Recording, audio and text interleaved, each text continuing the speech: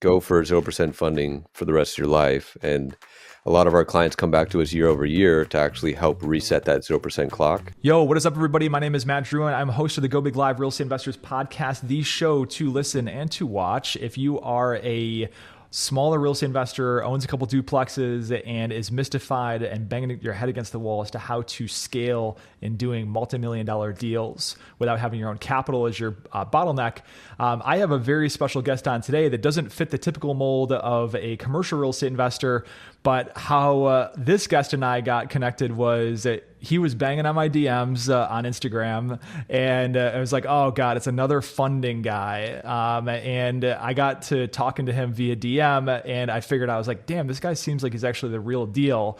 So I am psyched out of my mind to have on Mr. Alejandro Bermudez, who's CEO of Cashflow Capital Consulting, and he helps business owners unlock $50,000 to $150,000 in 0% capital to scale their businesses. And I'm imagining that he has a lot of real estate investor clients too. So that's why it might be applicable to you. My story with business credit is kind of like, guerrilla tactics, had no idea what the hell I was doing, but I was getting these off-market commercial deals that required a $50,000, $25,000 earnest money deposit, which I didn't have liquid at the time. So I started using business credit to get these deals locked up, go through due diligence, raise the capital for them, and then get reimbursed that capital back at closing so I could pay that line back down to zero.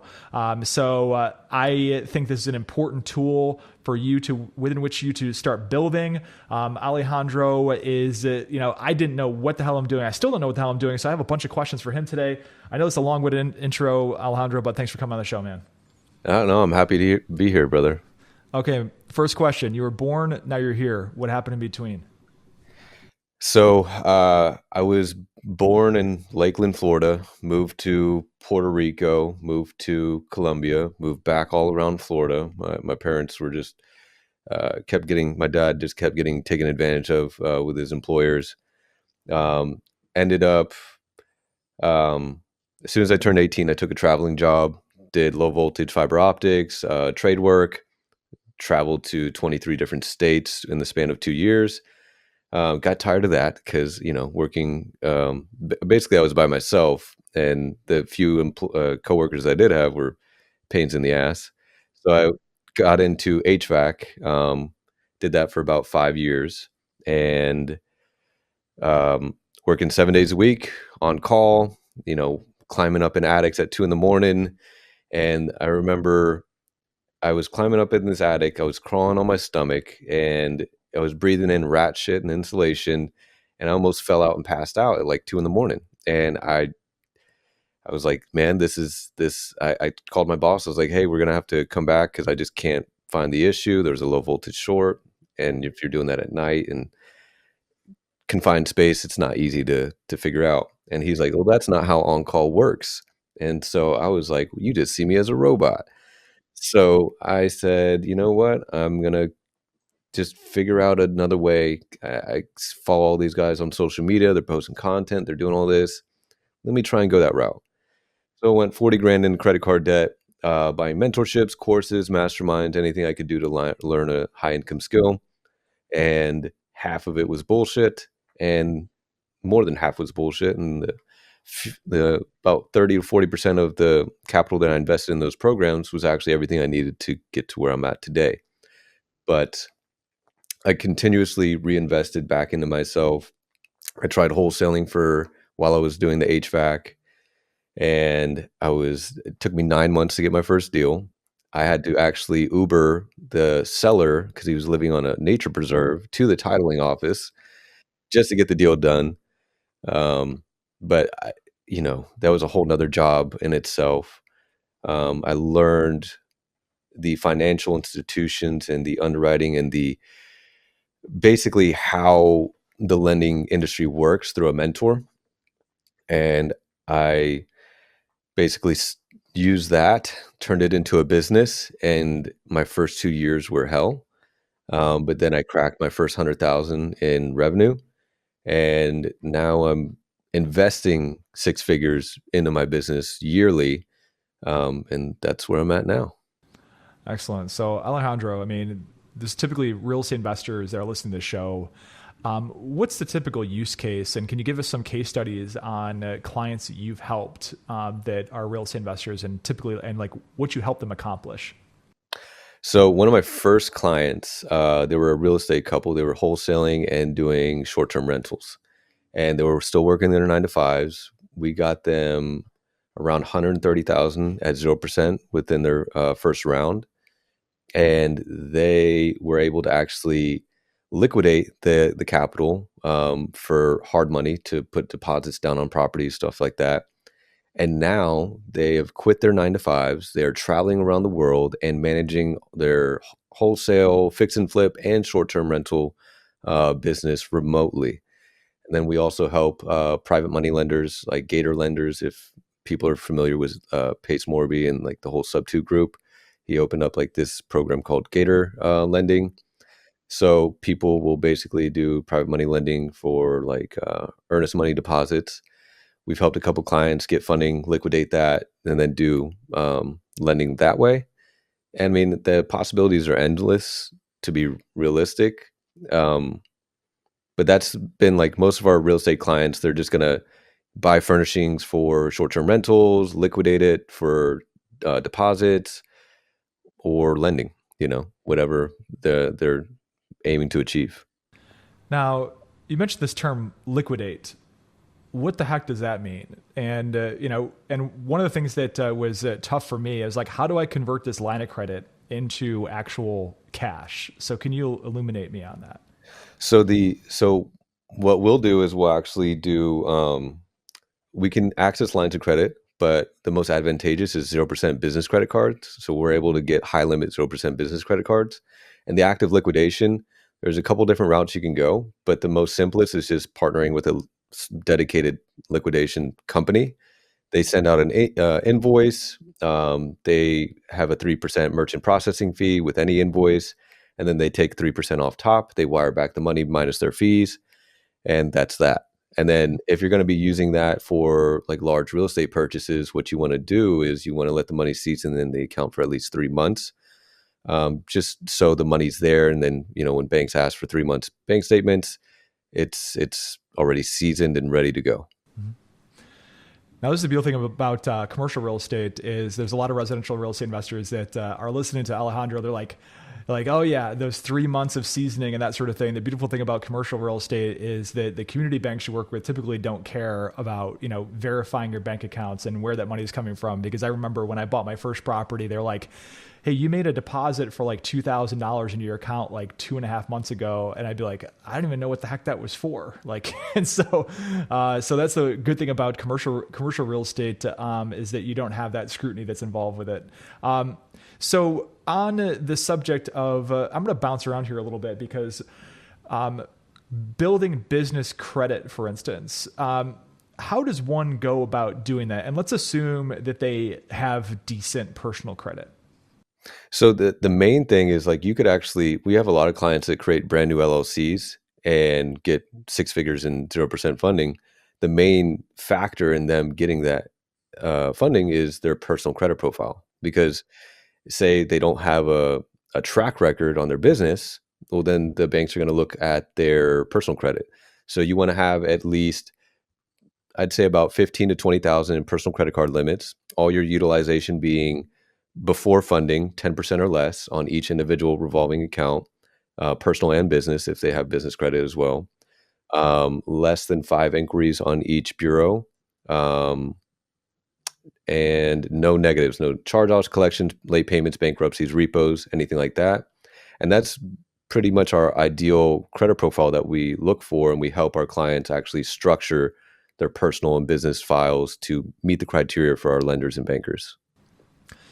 Now, in regards to this thing called business credit, and I didn't know that when I originally formed an LLC that I was already starting to build some history in terms of the LLC being in formation for a certain period of time before I did that. So what is like the method for actually like building that business credit?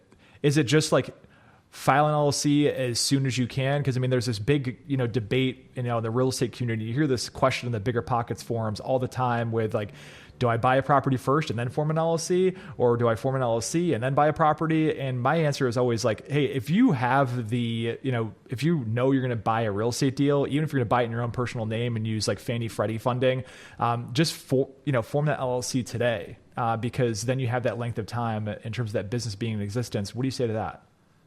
Yeah, definitely. You want to age the LLCs as much as possible, and there's like strategies around that. You could buy multiple LLCs, age them over time, and then continuously get 0% funding. And even once you hit 2 years in business, or just age, you can access low interest lines of credit on top of that. Um, I just blanked out real quick, but um, Do you want me to ask you a follow up question? Then maybe if it comes back to you, can come back. yeah. All right. So you mentioned 2 years, right? Some people, and I have tons of LLCs that are way older than 2 years. How do you make sure that when you do open up a business line of credit and you're liquidating this thing, that it's not showing up on your personal credit report in terms of utilization rates? So there's certain banks that do not report to your personal credit. Banks like Capital One, Discover, those business credit cards and business products will actually reflect on your personal. So we don't target those. We only want to target the banks and lenders that only stick to business credit. Um, and then, I just remembered. So like instead of just buying a bunch of LLCs and aging them over time, you could actually buy aged shelf corporations, which are just blank corporations, or maybe they have a little bit of history that are just shelved, and you can buy an aged corporation and basically get funding through that corporation that way. So, Alejandro, every time I've formed an LLC ever, I start getting a ton of like direct mail and spam about you need a Dun and Bradstreet number. And I've never actually filed for Dun and Bradstreet number. Like, can you tell me about like, is it important? Is it not? And what are the use cases for actually wanting or needing to have a Dun and Bradstreet? So it's beneficial. It's not going to hurt you, and it's free. You can create a free Dun and Bradstreet. It'll help solidify like the authenticity of the business in the lender's eyes, but it's not something that's absolutely needed. But it does help. So it's like just an added bonus to increase your odds of approval. Okay, great. Now, on the subject of business credit, you mentioned on the first round. Okay, how many rounds are there to this thing? And like, tell me about that because I just don't get it. There's unlimited rounds, so you can go for 0% funding for the rest of your life. And a lot of our clients come back to us year over year to actually help reset that 0% clock. So the 0% on the high limit 0% business credit cards will last anywhere from 12 to 24 months. And before that 0% introductory offer is over, they'll hit us up a couple months before. We'll help them restructure their debt if they're still carrying balances, and then we'll go for another round of 0%, either with the same LLC with different banks, or a different LLC with the similar banks. Okay, because there's this one dilemma when you are using, like, let's say a 0% interest credit card that's either 0% for 12 months or maybe even 18 months in the case of like US Bank, for instance, and you're doing a value add commercial deal where it's going to take you, let's say, 2 years to execute the business plan. And let's say the money you used that you liquidate for, I don't know, down payment, for instance, is going to get locked up for longer than that. Is there a particular use case on, that sort of like multiple round in order to like extend that out so you're not like getting killed with like, 16 to 30% interest rates? Yeah. Yeah. So there's a couple different strategies. So loans and credit card utilization are not calculated the same on your credit profile. So what we'll have them do is either if they have a property and then they have equity, they can do a HELOC or a HE loan, and then basically pay off the debt on the business side, put it on the HELOC HE loan, or a personal loan. And then once the utilization is lowered, then we'll go for another round of funding. We'll liquidate the round of funding and then pay off the HELOC, HE loan, or personal loan. Alejandro, what is the I guess the order of operations for, like, let's say, I just applied for a business credit card just recently, and I do it like a couple times a year, and I got an approval for like $5,000 for this Chase Ink card, and I was like, oh, big whoop! Like, what the hell am I going to do with this? Like, yes, I am going to use it for like marketing purposes and that sort of thing, but what is the the calculus around actually being able to get those credit lines increased over time? Relationships. So we use high tier relationship managers to push all of our clients through the application process because they know the underwriters and they can push certain applications through underwriting to get the highest limits, highest approvals, best rates, best terms, everything like that for whatever product that they're applying for. So it's very relationship based, and just having specialized knowledge on what so like the NACS code, the North American Industry Classification System code. If you're in a very high risk business like real estate, you want to pivot your NACS code still in real estate, but not say you're a real estate investor. Maybe you're a property manager or a consultant. There's certain NACS codes that are lower risk in the eyes of banks and lenders. So you want to create um, the profile as low risk as possible before even applying for credit. So that's why it's very important to structure everything properly before we even hit to the application process. And I also want to add that, when you're doing properties under LLCs and stuff like that, it's very important to have a good asset protection structure. So having a trust that owns a Wyoming holding company, the Wyoming holding company owns the LLC and where your LLC is, established, and then having that structure in place to where everything that you worked hard for is protected in case of lawsuits or litigations or whatever may come up. And that's why we have in-house attorneys and also in-house CPAs to actually help our clients in that aspect as well. Yeah, absolutely. Now, on it, so in terms of the relationships, right? So are you saying that the typical way to get the best outcome on credit approvals is to actually not go like off of like a Google Chase business credit cards and then apply there, but to actually do it through a person or relationship at that company? Correct. Yeah. So we work with executive relationship managers that oversee like regions of banks. Mm-hmm. So they're very high tier relationships, and they can actually push the applications and do manual underwriting for each of those applications. And that's how we're able to get anywhere from 40 to 80,000 on a single card versus 5 by applying online. Okay, gotcha. I wish I would have known that. Yeah. I also, Everyone, yeah. you don't know what you don't know. Yeah, absolutely. And I wish I would have known that banks look at real estate as a high risk business. I was like, it's the lowest risk business that's out there. Like, come on, why? There's certain ways to frame like the NACS codes. So like there's real estate consulting, real estate marketing. Those are lower risk, but real estate you don't ever want to say like fix and flip or anything like that, because bigger numbers, higher risk in the eyes of the underwriters. So it's just all about how you present yourself and structure everything from the get-go. Absolutely. So let's talk about, I mean, your, the CTA, or the call to action on a lot of your social media. And by the way, like there's a ton of really great value that Alejandro has like put out on Instagram and his YouTube channel as well. Your shiny object is, get $50,000 to $150,000 in, 0% credit, right? But there's so much more that your company does do. So why don't you highlight for me like the other services and also like use cases around what Cashflow Capital does as well? So we don't just want to get people funding. We want to create a lifelong relationship that allows them to deploy the capital and actually, start or scale whatever they're currently doing. We also have in-house attorneys, in-house CPAs, one to protect them legally and the other to protect their profits. And then we just recently launched a SaaS company, which is our all-in-one platform that leverages AI to streamline lead automation, sales, everything like that, outreach. Like everything is all in one. And if you're not looking at hard data, you're not running a business, because if you're not making decisions based off data, you're just working, you're working your ass off for nothing. So we like to help our clients with our CRM, keep everything all in one place where it's organized, streamlined, and automate their business based off whatever they're doing.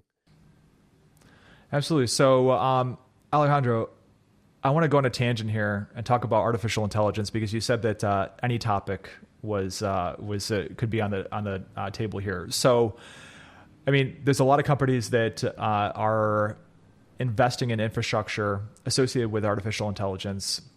Who do you think are going to be the biggest winners out there going forward as it pertains to these incredible amount of investments that are going into AI right now?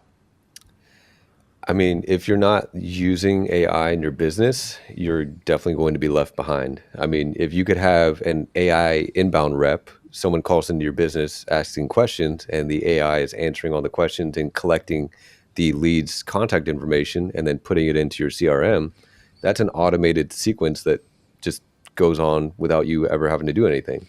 Then there's also AI booking bots that will nurture leads, qualify them, and then put them on a calendar. So all you have to do is really just create a lead generation funnel and launch ads, get a bunch of leads in. The AI nurtures them, qualifies them, and puts them on the calendar. You just show up and close them. Mm-hmm. So last question, Alejandro, is how can our listeners get in touch with you and learn more about Cashflow Capital Consulting? So you can follow me on Instagram at cashflow.alejandro. I also have a free course that I've built out on my YouTube with a bunch of different resources and case studies, cashflow.alejandro on YouTube as well. And then we also have a community, Cashflow Capital Club. All you have to do is just hit the link in my bio on my Instagram, fill out the form, and then you'll get access to that with all of our other courses and all of our other programs and products. All right. Well, thank you so much for coming on the show, and I'll look forward to doing a part 2 with you in the future.